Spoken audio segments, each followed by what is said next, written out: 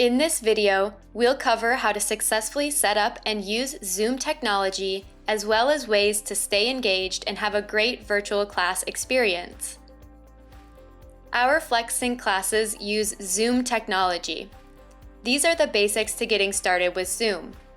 First, log in to your MnState Zoom account at mnstate.zoom.us using your star ID and password. You can download the desktop app for quick and easy connection to your classes and Zoom meetings. Next, be sure to test out your video and audio. Zoom offers a test room at zoom.us/test.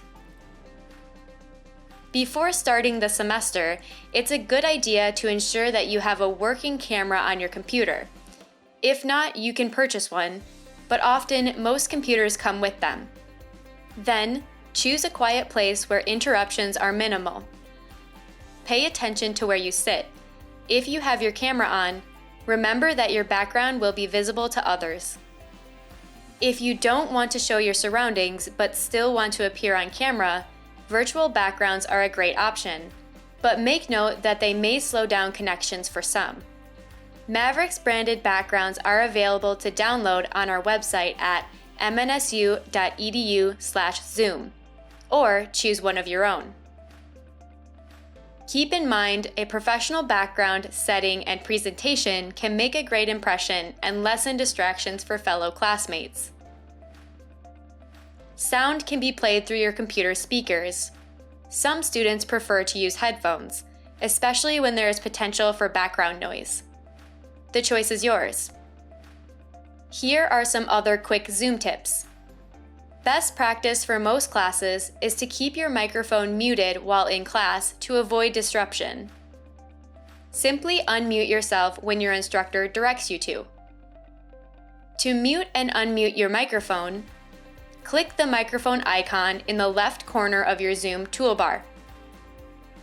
If you have a question during a Zoom meeting, use the Raise Hand feature located in the nonverbal feedback menu. There is also a chat feature, which allows meeting participants to send chats to the whole group or to specific members. Some classes use this feature. Your instructor should provide you with the Zoom meeting ID and password for your class. If you need help finding your class's Zoom information, please contact your professor before your class begins. There are many other features your instructor may enable and use in Zoom, such as breakout sessions, polls, and more. We encourage you to check out zoom.us and explore their wide variety of videos and articles on how to best utilize all the features your instructor may enable.